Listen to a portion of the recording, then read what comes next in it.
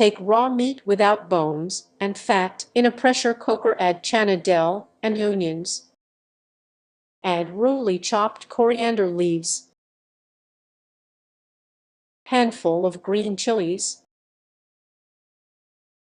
turmeric powder, red chili powder, salt, shahazira or caraway seeds, elaichi or cardamom, dalchini or cinnamon, syrup or cumin seeds, ginger garlic pasted. Boil it nicely and soak the water. Remove dalchini from it. In a mixer jar, add this with some onions and coriander leaves. Mix it well and add 1 whole egg, and mix well. Make like this small kebab shapes from all the mixture and shallow fry them.